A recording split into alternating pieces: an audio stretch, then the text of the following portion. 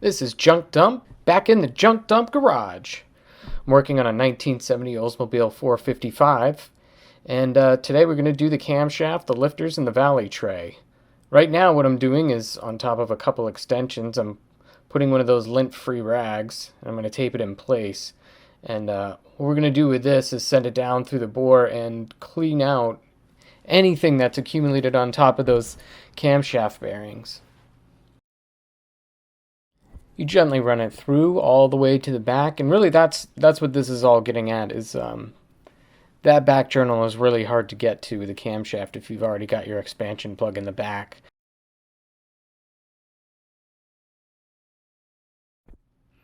I also use this technique to add a little bit of the assembly lube back there to that last journal, um, because that last camshaft bearing you really can't get to with your fingers.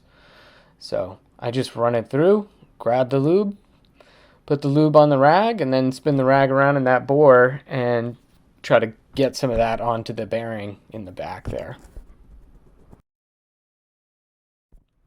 And now I grab the engine assembly lube and I go ahead and I lube those camshaft bearings.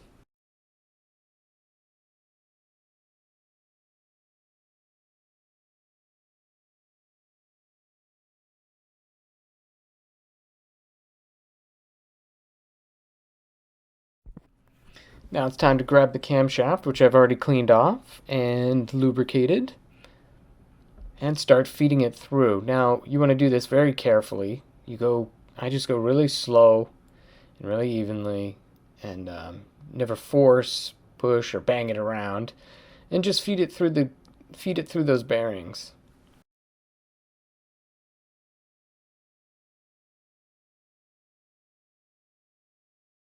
And when I reach the point where that last journal is going to go into that last bearing, while I can still see it, I grab the engine lube and I put some lube on that cam journal.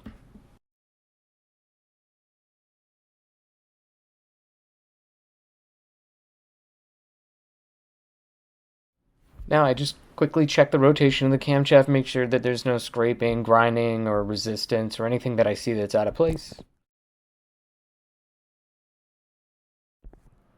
At this point, I like to set the crank to top dead center on cylinder 1.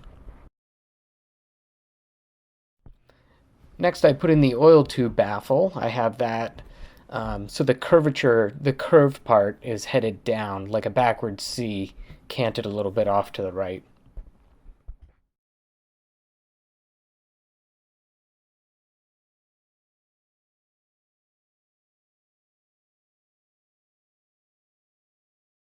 Now I get my timing assembly ready. I have pre-lubricated all of this, and I set the chain on those cogs and I put them in the right orientation.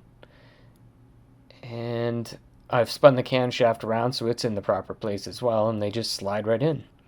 Now you want to set your timing marks on those to be facing each other. So your crank is going to be in the 12 o'clock position, and the cam mark is going to be in the 6 o'clock position. They'll be facing each other. Now I'm going to install the crank key. Now I'm installing the fuel pump eccentric. That's held on by the camshaft bolt. Now I'm placing the oil sling on the crankshaft. And I'll rotate the engine a bit to make sure that the timing marks still line up and that everything looks okay.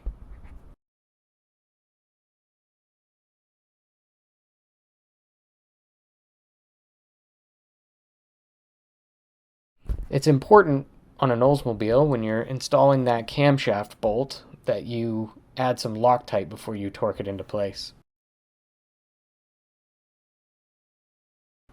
Now I'm going to lubricate the lifter bores here.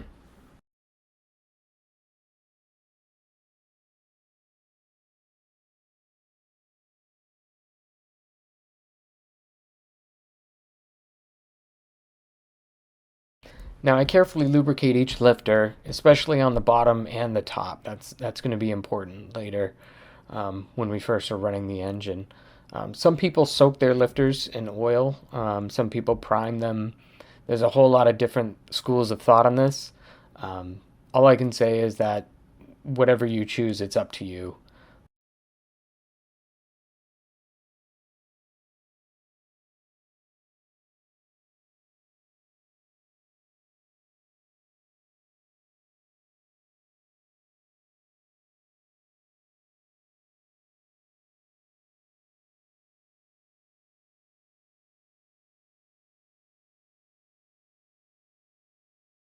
And now it's time to grab our valley tray, and there's only 2 bolts that hold this into place.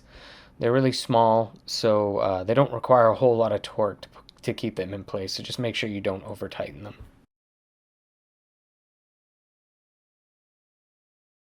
And that concludes the installation of the camshaft, lifters, and valley tray for this Oldsmobile 455.